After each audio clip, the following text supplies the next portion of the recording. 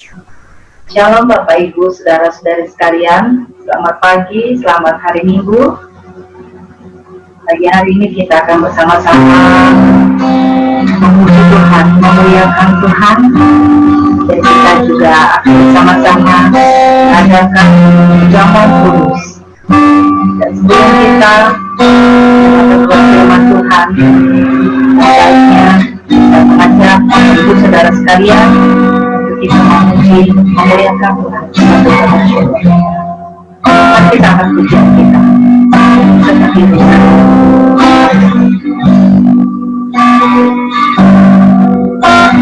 Seperti rusa merindukan cinta yang mengalir, demikianlah jiwaku merindukan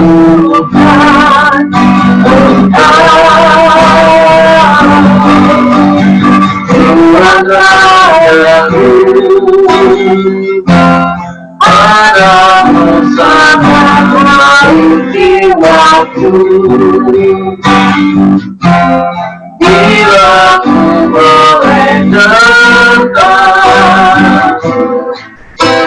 kepadamu Tuhan, dari awal sebulan kita datang dosa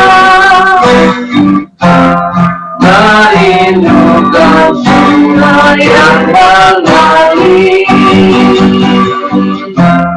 demikianlah jiwaku merindukan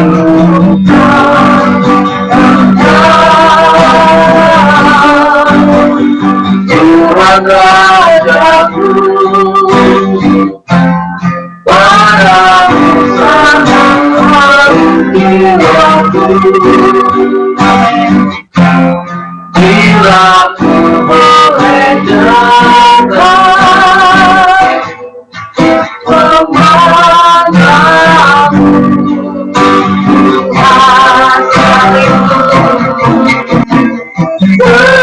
sekalipun dagingku dan hatiku, hati menyang gerakku keinginanku tetap pahala selama. Sekali lagi sama-sama katakan sekalipun dagingku dan hatiku, hati menyerang gerakku yang bagianku tetap pahala selamanya. Tetap pahala, tetap pahala selamanya. Tetaplah Allah, tetaplah Allah selamanya.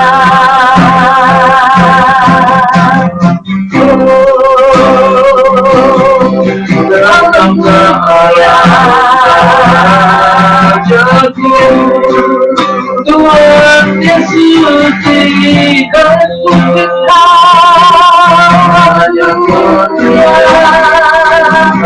Bapak Ibu, saudara-saudari yang ada di rumah, mari kita berbahagia. Haleluya, haleluya. Kau yang kami sembah, Kau yang layak kami tinggikan, Kau yang layak kami sembah. Kau lambangkan kami, Kau yang semuanya. Amat puji yang kami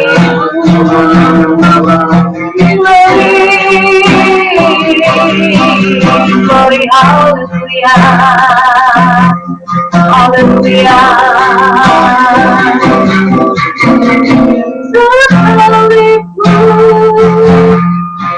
Diriku dan hatiku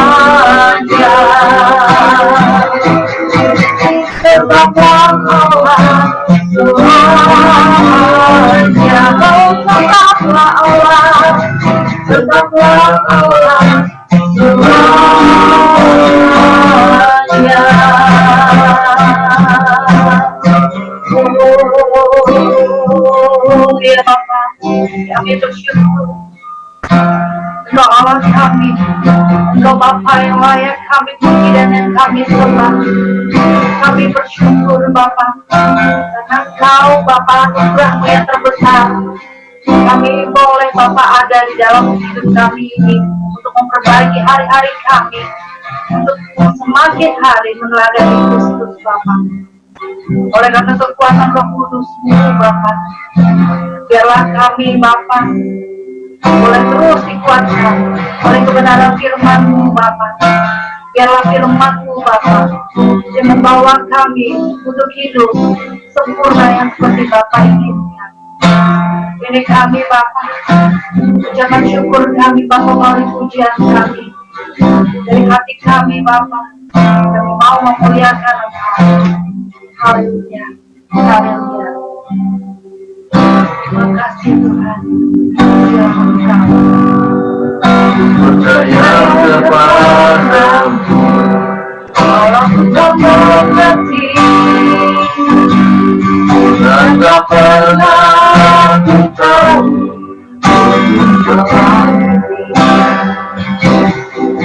namun ku tetap percaya Kau yang memanggilku setia melangkahku berlabuh di sana setiap hati dalam sahabat tanpa yakin setia amin dari jauh memandang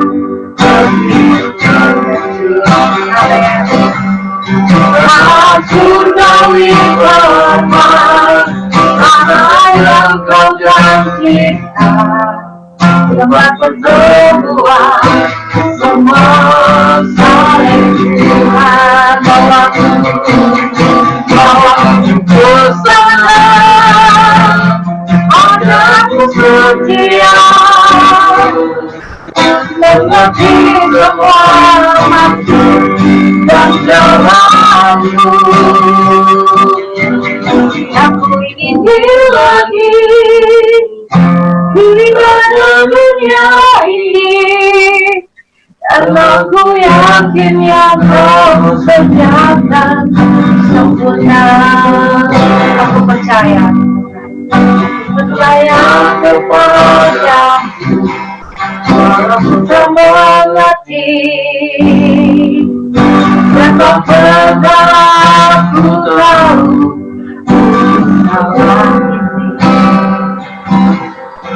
namun ku tetap percaya Kau yang memanggilku setia memandu langkahku berlabuh di sana setiap Abraham sahabat apa yakin setia dari jauh memandang demi perjanjian Karena sudah dipermai nama yang kau janjikan, tempat pertemuan semua saleh Tuhan. Bawa aku ke sana agar aku setia mengerti semua maksud dan doaku. Aku ingin lagi di dalam dunia ini, karena aku yakin yang kau sediakan sempurna. Bawa kami Tuhan, bawa aku ke sana agar aku setia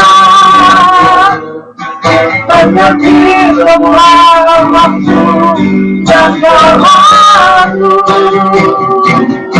Aku ingin lagi di dalam dunia ini,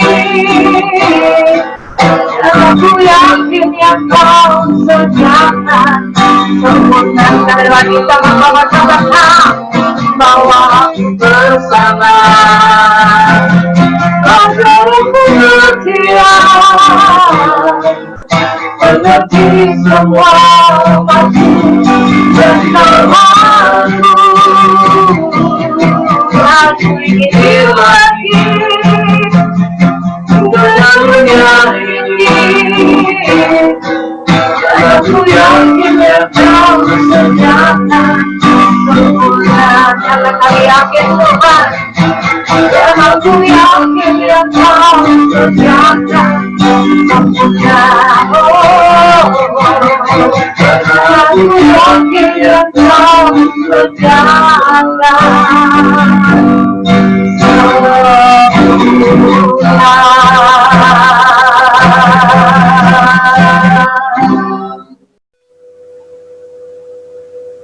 Mari kita berdoa. Bapa yang ada di surga, kami bersyukur di kesempatan pagi hari ini kami boleh bersama-sama bertemu, memuji, memuliakan Engkau, belajar kebenaran firman-Mu, dan juga menerima tubuh dan darah Tuhan kami Yesus Kristus.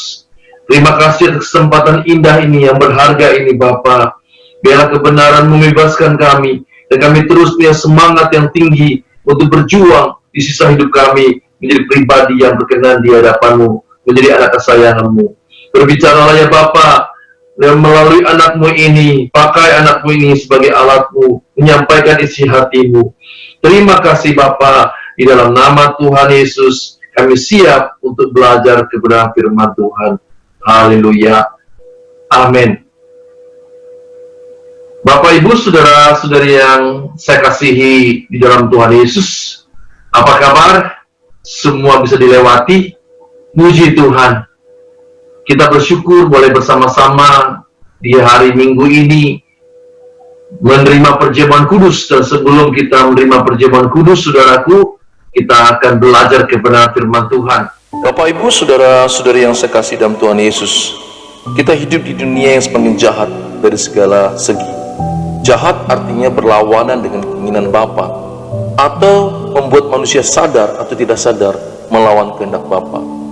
Itulah sebabnya Rasul Paulus menubuatkan dalam 2 Timotius pasal 3 ayat 1-5 mengenai manusia di akhir zaman yang sudah terbelenggu oleh pengaruh dunia yang jahat ini. Iblis menggunakan dunia ini untuk menjerat dan membelenggu manusia. Di satu pihak, dunia memberi kenyamanan sehingga manusia terikat dengan dunia ini. Di lain pihak, dunia menciptakan struktur atau sistem yang membuat manusia sukar untuk keluar dari ikatan dan jeratnya. Oleh karena itulah Rasul Paulus menegaskan bahwa orang yang mau beribadah pada Kristus akan mengalami aniaya. 2 Timotius pasal 3 ayat 12. Kalau zaman Paulus dan para rasul, aniaya yang dialami mereka adalah aniaya fisik, sedangkan di zaman kita, aniayanya lebih pada mental dan psikologi rohani kita. Banyak orang Kristen yang merasa sudah nyaman dengan dunia ini karena memiliki banyak hal, kekayaan, ketenaran, kedudukan, dan sebagainya. Mereka berusaha mempertahankannya dengan segala macam cara, dan kalau perlu, memperolehnya lebih lagi agar hidup semakin nyaman. Orang seperti ini sudah terjerat dengan dunia dan hati mereka tidak ada kasih Bapa, tidak mempunyai kasih Bapa. Mereka pasti sukar sekali untuk menerima kebenaran, dan kalaupun menerimanya secara akali, mereka tidak mau mempraktikkan kebenaran itu. Misalnya mereka menerima kebenaran secara akali bahwa semua yang mereka miliki adalah milik Tuhan dan dipakai sesuai dengan keinginan hati Tuhan. Tetapi dalam prakteknya mereka masih menggunakan uang dan harta mereka sesuai keinginan hati mereka, dan bahkan mereka hitung-hitungan dalam membela pekerjaan Tuhan. Bahkan ada yang tidak peduli dengan pekerjaan Tuhan. Ada juga yang secara perlahan-lahan terjerat dan tidak sadar bahwa selera jiwanya berubah.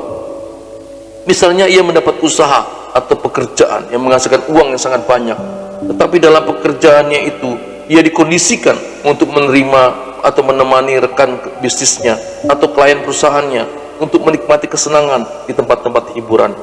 Awalnya ia bisa menahan diri, tetapi lama-kelamaan ia hanyut di dalamnya. Itulah sebabnya Alkitab sudah mengingatkan kita bahwa pergaulan buruk merusak kebiasaan yang baik. 1 Korintus 15 ayat 33. Ada juga orang yang mendapat kedudukan atau jabatan yang tinggi sehingga ia diperlakukan dengan hormat sekali oleh lingkungannya. Lama-kelamaan hal itu menjadi nilai dirinya dan mengubah selera jiwanya sehingga ia terus mencari hormat dari manusia. Bahkan ada yang berubah menjadi sombong dan angkuh. Sistem dunia lainnya, orang yang bergelar tinggi dan berprestasi disanjung-sanjung bahkan dipuja, sedangkan orang yang tidak bergelar tidak dipandang sebelah mata oleh dunia. Hal inilah yang membuat orang tua mendidik anak-anaknya untuk mengejar prestasi dan gelar yang setinggi-tingginya dengan motivasi nilai diri tersebut. Tidak heran ada berita tentang seorang anak setelah ia lulus dengan gelar dan nilai akademik yang tinggi, melompat dari apartemennya dan mati setelah ia menyerahkan ijazahnya pada orang tuanya. Padahal yang benar sesuai Alkitab adalah prestasi kerja atau studi itu diperoleh karena memang kita harus bertanggung jawab pada Tuhan atas kemampuan yang Tuhan sudah berikan kepada kita. Roma 14 ayat 12. Dan prestasi itu sebagai persembahan bagi Tuhan dan dipergunakan bagi kemuliaannya atau bagi kepentingannya, bukan bagi kemuliaan diri kita sendiri. Roma 14 ayat 8. Semuanya itu kita lakukan karena kita mengasihinya. Jadi saudaraku, seharusnya para orang tua mendidik anak-anak mereka untuk mengasihi Tuhan dan melayani Tuhan dalam studi mereka, sehingga mereka mempunyai motivasi yang benar dalam mencapai prestasinya. Itulah beberapa jerat dunia ini yang sadar tidak sadar membuat orang Kristen pun mempunyai selera jiwa yang bertentangan dengan kehendak Bapa. Selera jiwa yang bertahun-tahun mengikat kita sangat sukar dilepaskan dan memerlukan tekad dan perjuangan yang gigih untuk melepaskannya. Itulah yang membuat orang percaya menderita. Kalau pada zaman gereja mula-mula, para murid Tuhan menderita aniaya secara fisik dengan siksaan di arena, berhadapan dengan singa atau berhadapan dengan algojo. Pada zaman sekarang, orang percaya berhadapan dengan selera jiwa dunia yang menggoda kenyamanan daging kita. Kalau di zaman gereja mula-mula, para murid mati disalib di tiang gantungan, dibakar di tiang gantungan. Pada zaman sekarang, kitalah yang mematikan diri kita, menyelipkan keinginan daging kita, mematikan keinginan duniawi kita, sampai pada tahap kita tidak mengingini apa-apa lagi selain hanya Tuhan dan menyenangkan hatinya. Itulah jalan salib, saudaraku. Penderitaan itulah jalan salib, via dolorosa, yang mau tidak mau dijalani oleh orang percaya.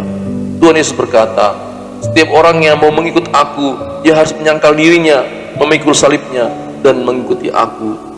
Itulah yang Tuhan Yesus sebut sebagai melewati pintu yang sempit, pintu yang sesak dan jalan yang sempit. Masuklah melalui pintu yang sesak itu. Ada lebarlah pintu dan luaslah jalan yang menuju kebinasaan, dan banyak orang yang masuk melaluinya. Karena sesaklah pintu dan sempitlah jalan yang menuju kepada kehidupan, dan sedikit orang yang mendapatinya.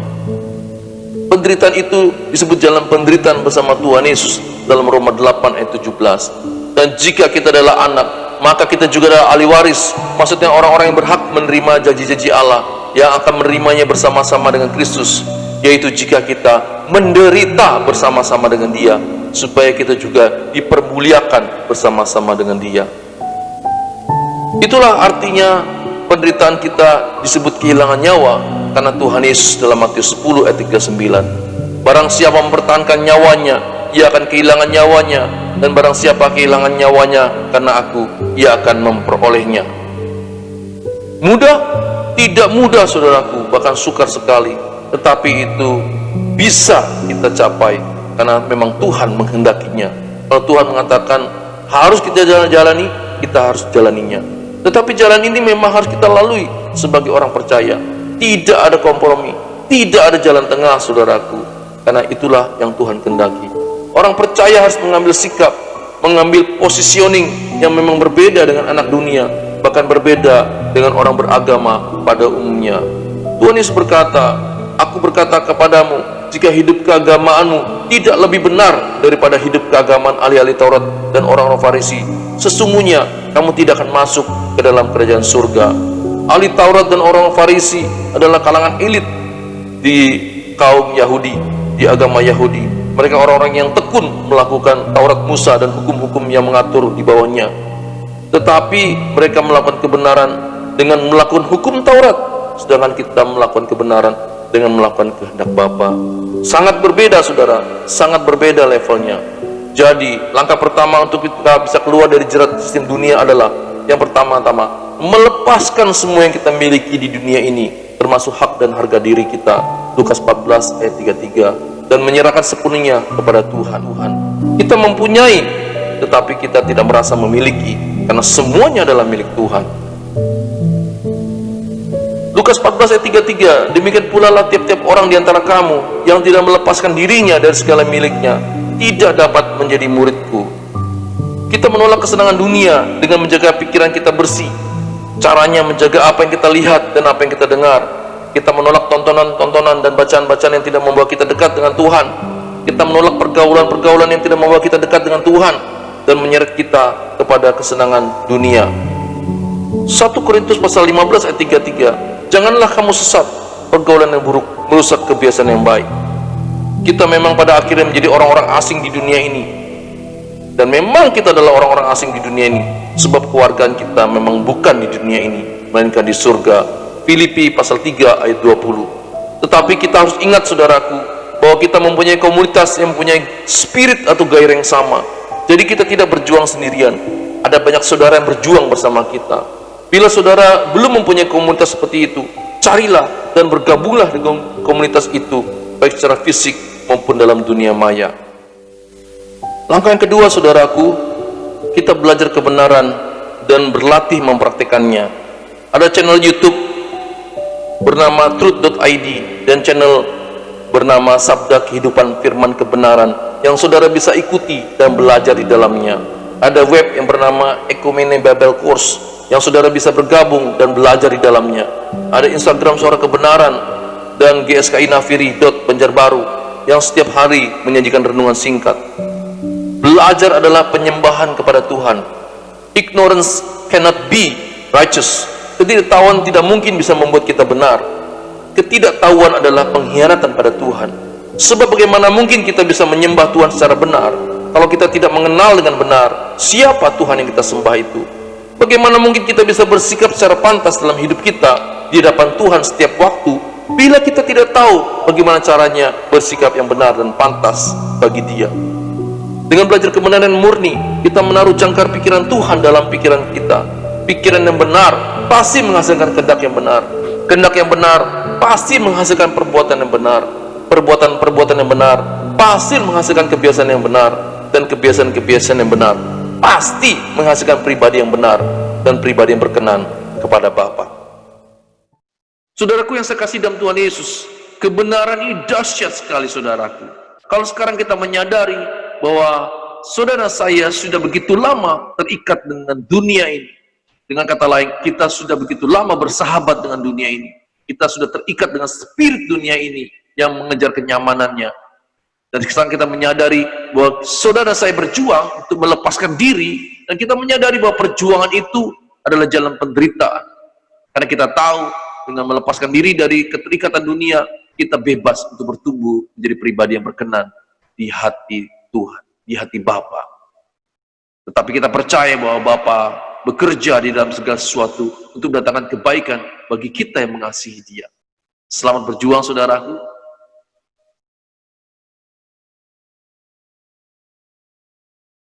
Saudaraku yang saya kasih dalam Tuhan Yesus, kebenaran ini dahsyat saudaraku. Kalau sekarang kita menyadari bahwa kita sudah begitu lama terikat dengan dunia ini, oleh karena kenyamanannya membuat kita terikat dalam kedagingan kita. Dan sekarang kita menyadari bahwa kita memang harus melepaskan diri dari ikatan itu. Kita harus berjuang untuk bebas dari ikatan itu, sehingga kita bisa bertumbuh menjadi pribadi yang berkenan di hati Bapa. Dan tetapi kita menyadari bahwa Allah bekerja di dalam segala sesuatu untuk mendatangkan kebaikan bagi kita yang mengasihi Dia, yaitu agar kita bisa mencapai standar serupa dengan Tuhan kita Yesus Kristus.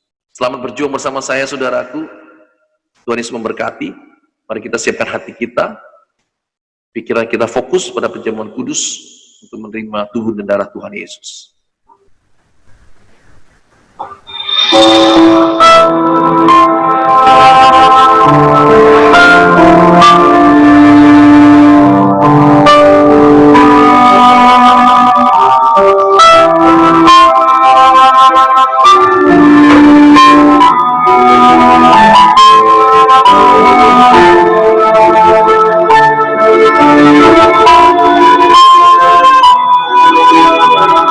Mari saudaraku, kita akan sama-sama.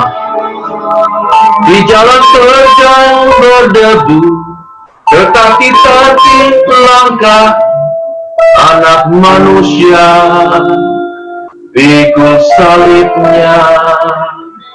Tak sepatah pun keluhmu, walaupun nyeri lukamu, Tuhanku Yesus, Juru Selamatku.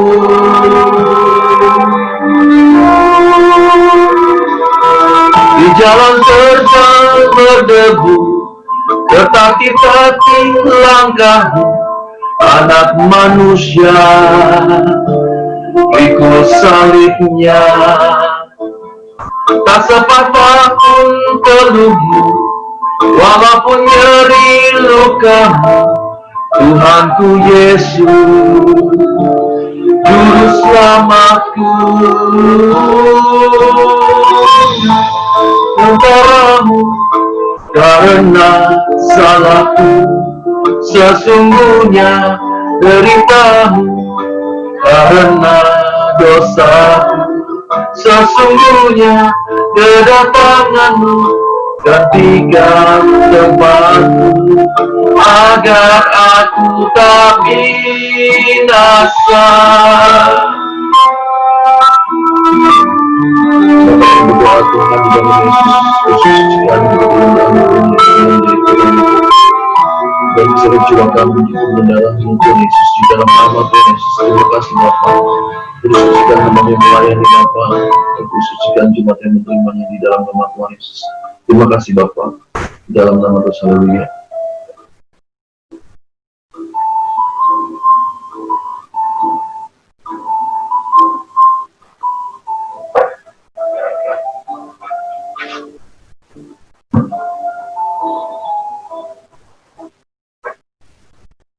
Saudaraku, mari kita siapkan hati kita. Kalau saudara Tuhan ingatkan dosa, mari kita minta ampun pada Tuhan dosa-dosa yang telah kita perbuat selama ini. Tuhan pasti mengampuni saudara, tapi jangan tetap tinggal di dalam dosa, karena dosa yang tetap itu akan jadi cacat karakter kita, jadi karakter yang busuk saudara, dan pasti akan ditolak oleh Allah di kerajaannya, kekekalan saudara. Mari kita angkat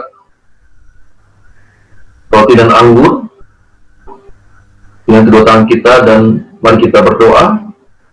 Bapa, kami bersyukur atas kesempatan pagi hari ini boleh sama-sama menerima tubuh dan darah putra-Mu, Tuhan kami Yesus Kristus. Layakan kami Bapa, ampuni kami, sehingga kami boleh layak untuk menerima tubuh dan darah Tuhan kami Yesus Kristus, sehingga spirit Tuhan kami Yesus Kristus menjadi spirit kami di dalam perjuangan hidup kami di sisa umur kami di bumi ini, sehingga kami boleh jadi anak-anak yang berkenan di hadapan-Mu Bapa. Terima kasih Bapa, Guru sucikan kami semua di dalam nama Tuhan Yesus. Amin. Mari saudara kita doakan doa yang saya ucapkan, saudara tiru, saudara ikuti. Dalam nama Tuhan Yesus Kristus, aku percaya bahwa tubuh Yesus telah dipecah-pecahkan, darah Yesus telah ditumpahkan bagi pengampunan dan penebusan dosa-dosaku. Oleh kurban Tuhan Yesus, aku percaya aku dibebaskan dari kutuk dosa, kutuk maut, segala kutuk, dan api neraka. Oleh kurban Tuhan Yesus, aku telah memperoleh pengampunan dosa, keselamatan, hidup kekal, kesembuhan, pemulihan, kemenangan, dan kelimpahan berkat di dalam Tuhan. Oleh kurban Tuhan Yesus, aku percaya dan menerima bahwa aku menjadi milik Tuhan untuk mengabdi dan melayani bagi Tuhan Yesus dengan segenap hidupku selamanya. Sesungguhnya sengsaramu karena salahku, sesungguhnya deritamu karena dosaku, sesungguhnya kedatanganmu gantikan tempatku agar aku tak binasa. Mari saudaraku, kita angkat roti dengan tangan kanan lebih tinggi dari kepala kita. Sebab apa yang telah kuteruskan kepadamu telah aku terima dari Tuhan, yaitu bahwa Tuhan Yesus pada malam waktu ia diserahkan mengambil roti, dan sesudah itu ia mengucap syukur atasnya, lalu berkata, "Inilah tubuhku yang diserahkan bagi kamu. Perbuatlah ini menjadi peringatan akan aku." Apakah saudara-saudari percaya bahwa roti ini menunjuk pada tubuh Yesus yang telah dipecah-pecahkan bagi kita? Amin. Mari kita makan di dalam nama Tuhan Yesus. Dalam nama Tuhan Yesus.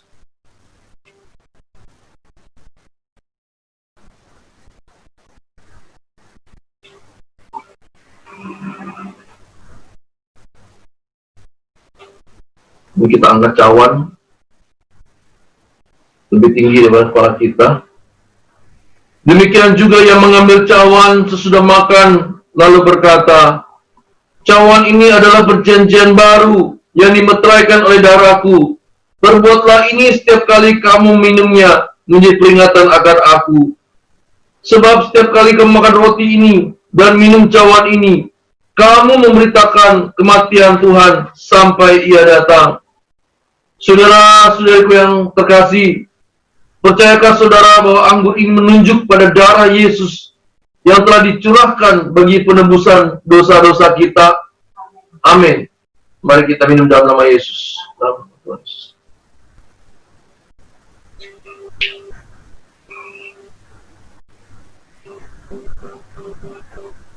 Mari kita bersyukur pada Tuhan.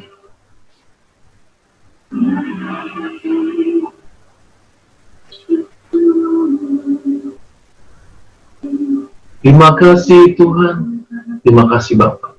Mari kita berdoa. Bapa, kami bersyukur pada kesempatan pagi hari ini. Kami boleh bersama-sama menerima tubuh dan darah Tuhan kami Yesus Kristus. Kami serahkan hidup kami ke dalam tangan-Mu Bapa. Biarlah Spirit Tuhan kami Yesus Kristus menjadi Spirit kami. Perjuangan Tuhan Yesus menjadi perjuangan kami. Sehingga kami boleh menjadi teladan bagi kawanan yang ada sekitar kami Bapa.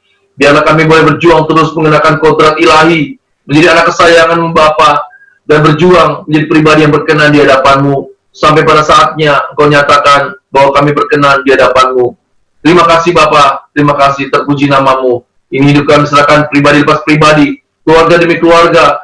Kau memberkati usaha pekerjaan kami, Kau memberkati pelayan kami dimanapun kami berada. Kau terutama mereka-mereka yang ada jauh di dalam pedalaman, pelayan-pelayan-Mu, mereka yang berjuang dalam tengah kesulitan ekonomi, kesulitan kesehatan, kesulitan rumah tangga. Kami percaya Engkau berikan kekuatan penghiburan, bahkan hikmat bagaimana mereka menghadapi persoalan mereka. Terima kasih Bapa, memberkati bangsa kami Indonesia, dan memberkati kota kami di mana kami tinggal saat ini. Terpuji nama-Mu Bapa, di dalam nama Tuhan Yesus. Kami serahkan juga sinode kami Bapa, Pak Ketua Sinodenya Pak Pendeta Dr. Erastus Sabdono. Kami percaya Engkau berikan hikmat, Engkau berikan kekuatan, penghiburan, dan juga kecerdasan Bapa, sehingga ia boleh menyampaikan kebenaran-Mu, kepekaan rohani, sehingga apa yang ia sampaikan berasal dari isi hati-Mu Bapa. Biarlah nama Engkau dipermuliakan dalam hidup dan rumah tangganya, dalam pelayanannya. Terima kasih Bapa, di dalam nama Tuhan Yesus kami sudah berdoa dan mengucap syukur, dan kami akhiri, kami terima berkat Tuhan. Saudaraku, mari kita akhiri, dan terimalah berkat yang besar dari Bapa Surgawi, kasih karunia dan sejahtera Tuhan Yesus Kristus, dan persekutuan Roh Kudus kita terima hari ini, sampai Maranatha, di mana Tuhan Yesus menjemput kita kembali. Kita terima berkat yang besar, sama-sama katakan, amin, amin, amin. Tuhan Yesus memberkati saudara, amin.